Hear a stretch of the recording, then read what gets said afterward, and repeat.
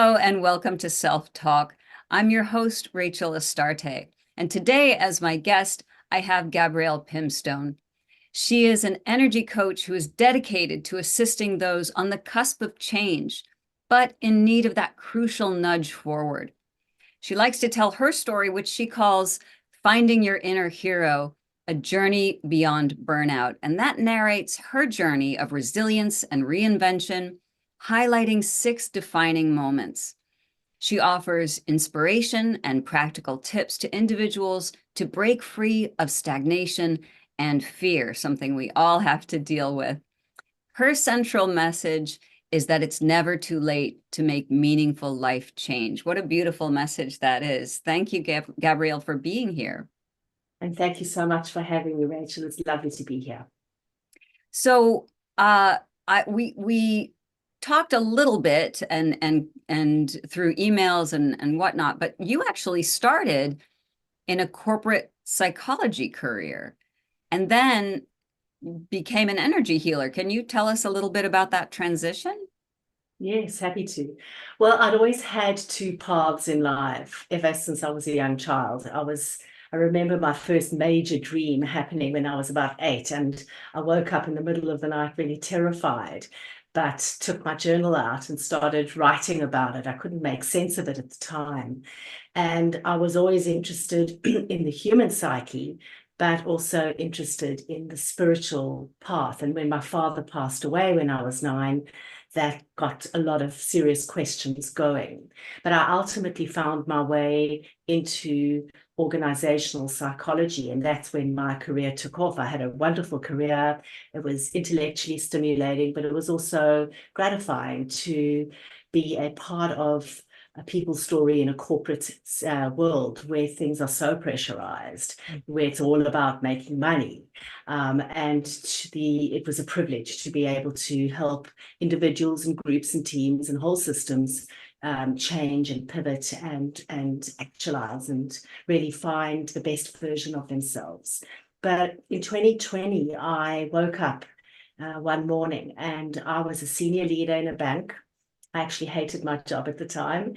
I was beyond stressed. I wasn't sleeping. I'd isolated because I had no energy to give anyone else. And I took myself off that day for a walk. I put my AirPods in and I listened to a podcast. And on the podcast, the woman being interviewed was talking about the anxiety, the acute level of anxiety that she lived with. And it was actually chronic, but she was talking about her daughter who'd been involved in a car accident, years before, who was now expecting her first child and life was good.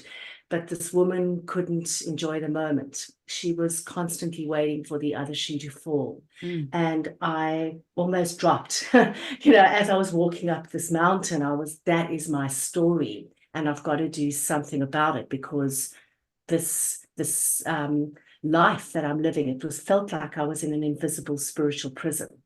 And even though it was a prison in my mind, I was seriously trapped there.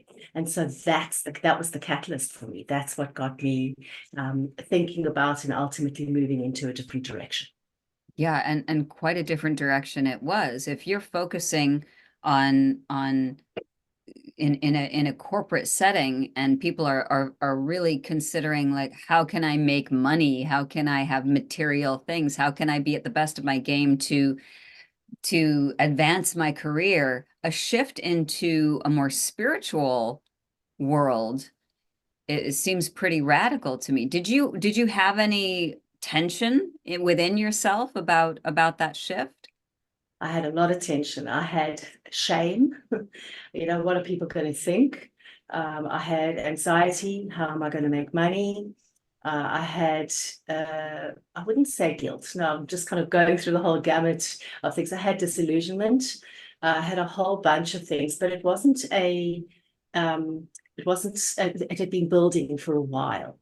And what I'd done in the few years before making my final decision, I'd pivoted my focus in corporates, and I'd started to work in the area of purpose, which has become a bit of a buzzword in organizations, but really helping organizations and senior leaders understand that profit and purpose are not mutually exclusive, that you can run a thriving organization, but you can also have social impact.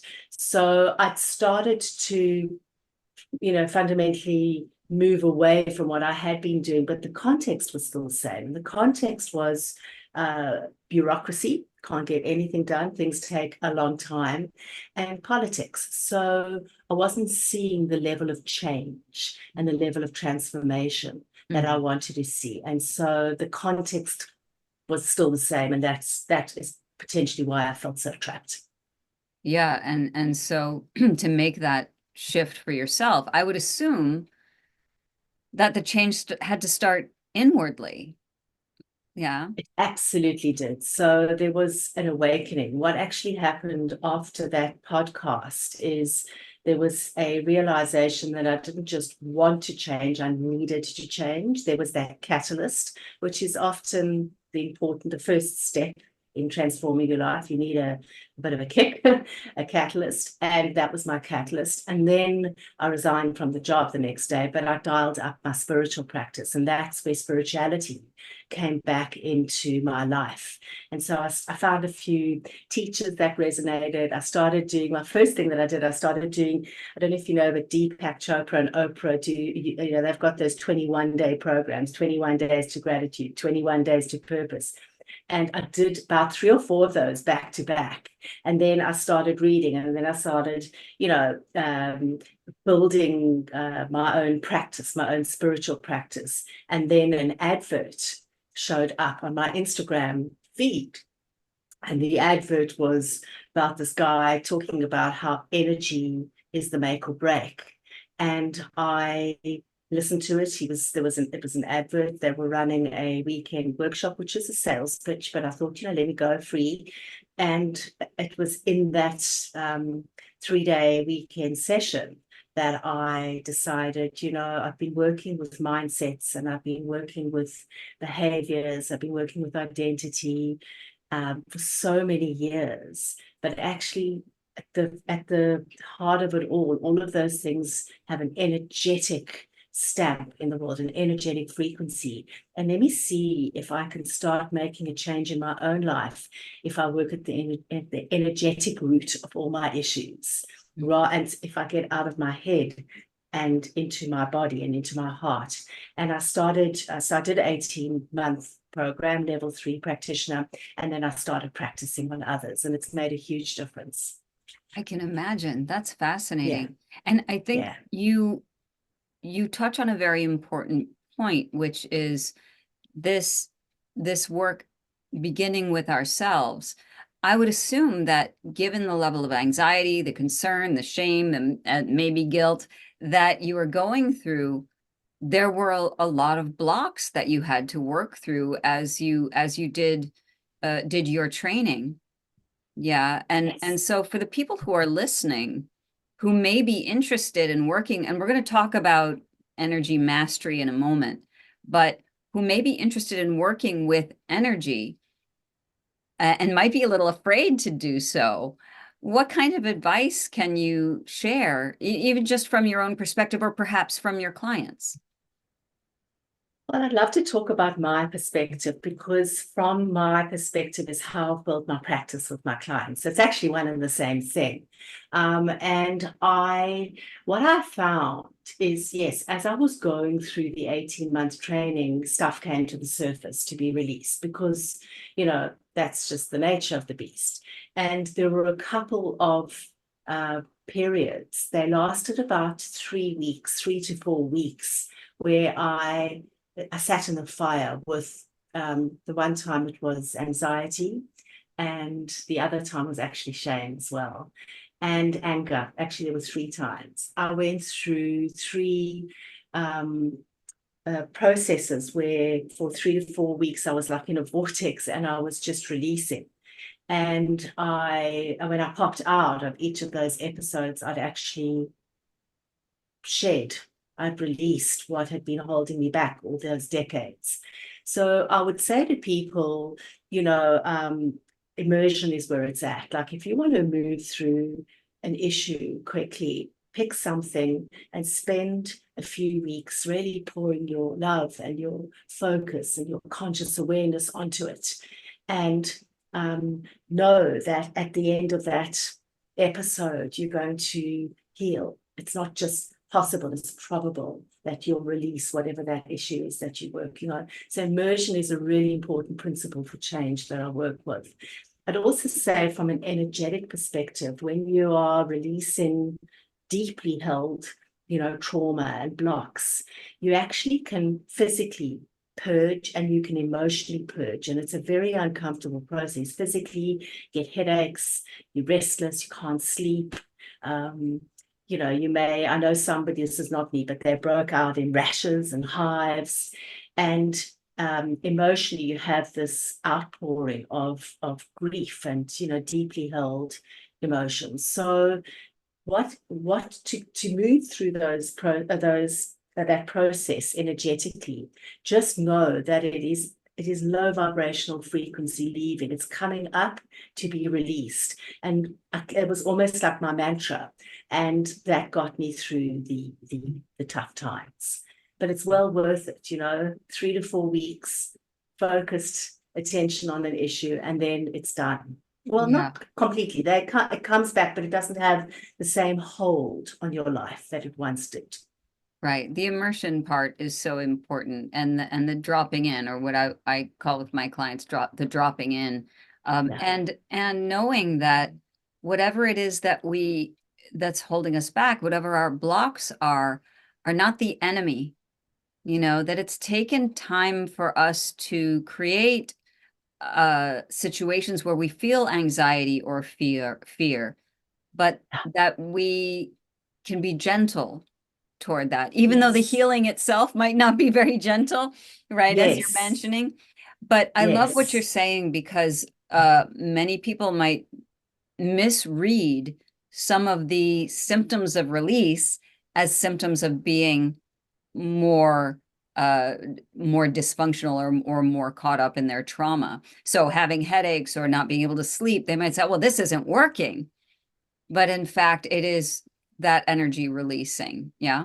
Really is, and it intensifies first. My experience has certainly been, and people that I've worked with, is that it does intensify first, and the purging, it's like that saying, the just leaning to your discomfort. The more you avoid it, the longer it's going to take, or the more it's an energetic process. But I wanted to talk a little bit about, because I took some notes when you were just speaking now, because I think it's worth saying that it's really important not to self-flagellate and to hold yourself lovingly through the process, because every emotion has got a golden and a shadow side. We all know Yes. that. So, fear played its role.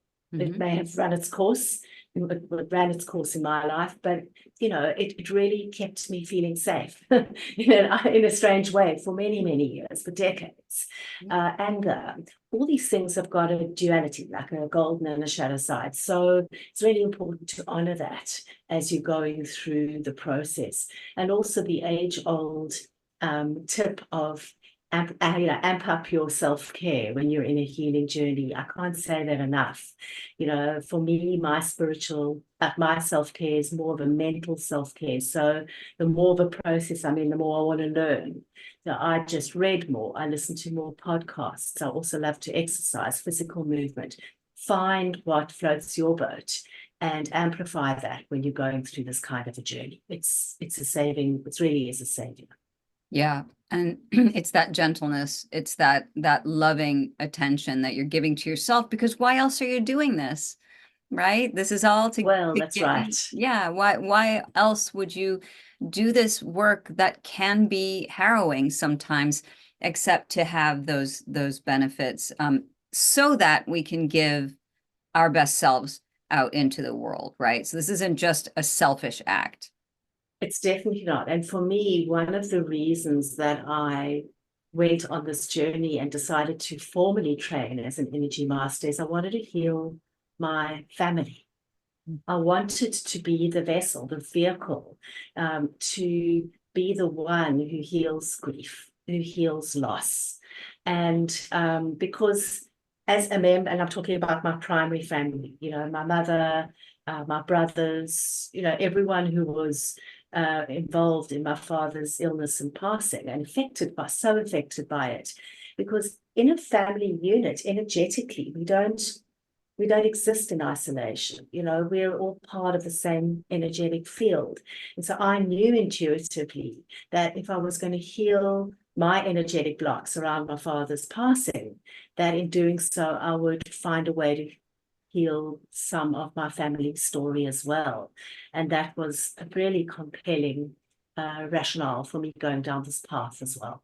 Yeah, and I talk about this time and time again in podcasts and usually with clients. It's so amazing to me. Almost 99, if not 100% of the time, once we have an awakening, one of the first things we want to do is help others, right? It's that's the nature of it. That's just the nature of that loving energy that runs the universe, right?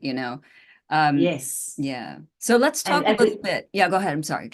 No, and I'm saying also when you're in an awakening process, you realize you are part of a collective. Yes. It's just an illusion that we live in individual bodies, Exactly. that we're actually connected in every other way. We are part of the quantum field. And so that you start to realize that the more and more, the more you become conscious and the more you awaken. Right. So I hope everyone is hearing that as small as your life may seem, and every time you watch Nova or any of those specials about the universe and you realize, oh, we're just a tiny little planet, but imagine just this one being on that planet. We are insignificant. It's quite the opposite. Quite the opposite. Because as you rightly mentioned, we are contributing to the quantum field. So what energy are we contributing? And that's another very compelling reason for doing your inner work, whether you're doing that with a counselor or an energy healer or a spiritual guide or all of them, right? Because they all work together. So let's talk a little bit about energy healing. So what is, or how would you describe energy mastery? And if someone is going through a major life transition, how can that be of benefit to them? Right. Well, energy mastery, this is how I have come to define it and work with it. It's an art, but it's also a discipline. It's a practice, and there are 5 components to it in my experience. The first part of it, I guess the same as psychology, is understanding, self-awareness, having a higher level understanding and consciousness, not just about your energy levels, but your blocks and your patterns and the factors that affect your energy. So what gets you in a state of non-resistance? What gets you in a state of resistance? So being able to tune in, understand your energy, number one. Number two is the ability to protect your energy, because we live in an environment where we are bombarded with a lot of information. If I go back to the corporate context, there's a lot in corporates, but just every day, it's really important that we know how our environment affects us and how we eliminate blocks or shield or protect ourselves from the blocks in our environment or the triggers in our environment. And the third element is really the healing part, which is clearing your energy. We've all got invisible energy blocks that accumulate over time, and they may be out of our awareness, but they're running the show. And so they've got a really powerful impact on our lives. So what I do is I heal people, but I also teach people how to heal themselves. That's the clearing part. Then maintaining energy is the fourth element to it. So, we may be feeling good one moment and then our energy fluctuates. That's pretty normal. I teach people how to interrupt energy dips. so that, we don't get into a downward spiral before it goes too far down. And then the fifth and final part of mastering your energy is how to optimize your energy, which is really expanding your energetic capacity so that you can house a higher frequency. It's really great for manifestation. People find that pretty cool. So those 5 elements: understand, protect, clear, maintain, and optimize your energy. Now, how it affects, I don't know if you want me to stop there, because there was a second part yeah, of your question. carry on, please. Yeah. So when we're going through transitions in life, and talking about life transitions, things like career shifts, job shifts, moving house, moving city, moving continent, relationships changing, all of that good stuff, they're very stressful times, and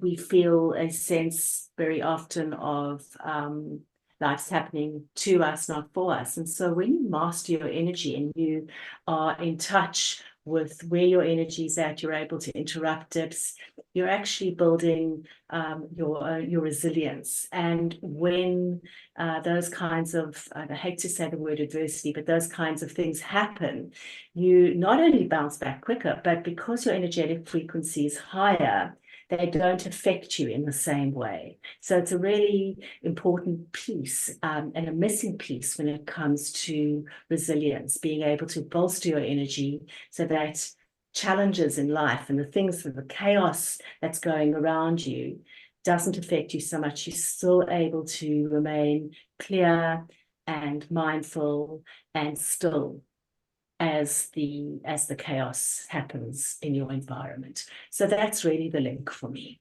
Yeah, beautiful. What are some tools that listeners could start using right now or after they're done listening to this episode, that would help support their energy? Well, I mean, we could start with understanding your energy. So maybe that's the first step in mastering your energy. Very, very simple. I mean, I'm going to get really simple with this. There are very simple questions that you can ask yourself to tune in to where your energy is at. I mean, a simple question like, getting into a quiet state and asking, is my energy heavy or is it light? Is it open or closed? Those kinds of very, very simple questions. And you can do that regularly. You can set an alarm clock on your phone, for example, and you can do that 3 times a day: morning, evening, morning, noon and evening. Or if you're in a rough spot, you can do that on the hour. And what it does is you're tuning in, which is always a good thing, but it also interrupts the downward spiral. So that would be a very simple tool. The other thing that I always talk about that's available to all of us is sleep. Using your sleep time to work through stuff and to heal at an energetic level is really, really powerful. And we've all got, dreams are available to all of us. They're very underutilized, but I'm a huge proponent in, using sleep time as a way to heal. So what I would recommend to people, another very simple practice, is to start a dialogue with your dreams. So just before you go to sleep, and this is, you might recognize this from Jungian, the Jungian practice, but to really, before you go to sleep, get yourself into state, get into a clear, non-resistant state, and then ask your dream a question. Tonight, as I sleep, the different kinds of questions you ask, but tonight, as I sleep, dream, can you show me what life would look like if I was less angry? Or dream, tonight, as I sleep, can you show me why I get so triggered by A, B, C, and D, whatever it is. I mean, I'm just thinking off the cuff. And when you wake up, to have your journal or pen and paper next to your bed, and the first thing you do is you just document what comes up overnight. And if you don't remember anything, that's okay, because you will wake up with a feeling, and just take note of the sensation. What are you feeling as you wake up? And write that down, and keep doing that until you get into the habit of the practice of purposefully working with your dreams, and then finding a discipline that allows you to capture what's happening in your dreams and work with them. So I'm all for dreaming and working with dreams when it comes to personal mastery, but also energetic mastery as well. Yes, and to corroborate that, as a shamanic practitioner, the Aboriginal shamans talk about dream time, and that we are literally dreaming our world into being, that there is no separation really between the dream world and this reality. It's a different reality, but what you're saying resonates so deeply, because there is healing to be done in that dimension, in that reality, just as if you were doing a shamanic journey and you're working with your compassionate helping spirits for a healing or a dismemberment or whatever it might be. So I love that. And I love to sleep. So I think it's one of my favorite pastimes. I make sure I do it twice a day. But so I love that. I love that so much. Yeah. So these are some practical tips that people can use right now. Anything else to bring energy mastery into their daily life? Yeah, I mean, look, I work with sacred geometry. I mean, that's the tool that I work with, and I can't teach advanced sacred geometry on a podcast for various reasons. It's too complex, but also it's a process. You've got to expand energetically before you can house the, complex sacred geometry. But there are simple sacred geometries that we can all use to, for example, protect our energy. Let's talk about that part of energy mastery, because I think it's really up. So there are different ways that you can do it. A lot of, some people use the pyramid structure. Some people use a sphere. I actually like using a vortex. I'm going to show you what the vortex looks like. So, and this takes a couple of minutes. So this is a way to shield your energy by using a sacred geometry that is protective. So a vortex, just think about like a tornado that spirals, right? And what you're going to do is you're either going to build one in your mind's eye, but when you start out, you typically use your hands. And what you're wanting to do is you want to build an energetic vortex all around you. So from above your head, all the way around your body, all the way to below your feet. And as you're doing that, you set the intention that only energy of love and light can come into that vortex. And if there's already stagnant energy, that the vortex, it gets channeled out and spat out through the bottom of the vortex into the earth for purification or transmutation. And so you can do that. If that feels too complex, try a pyramid structure. So build a huge pyramid around you and set the intention that only energy of love and light can come into it, and that you are protected from low vibrational toxic energy in your space. Anyone can do that. It takes 30 seconds. And it's a simple way of shielding your energetic field. So I love sacred geometry. That's very simple sacred geometry. Obviously, the more advanced you get, the more energetic resonance there is, and the more potent the geometry is, the more happens. But that's a very simple tool that people can use to protect their energy.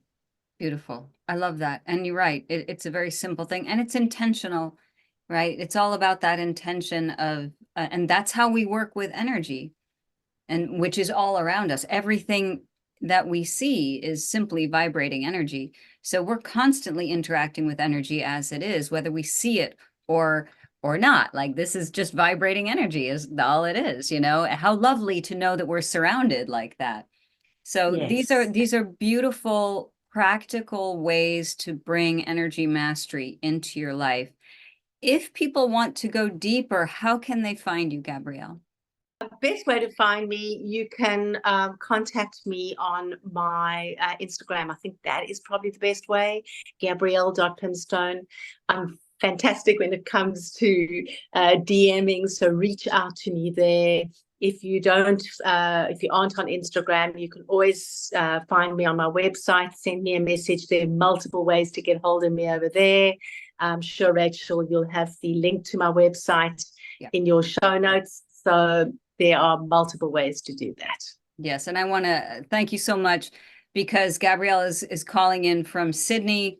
So she's already in tomorrow. I asked her already how tomorrow is, and she said it's hot and sticky. So, so there we have an oracle and the pleasure of your time.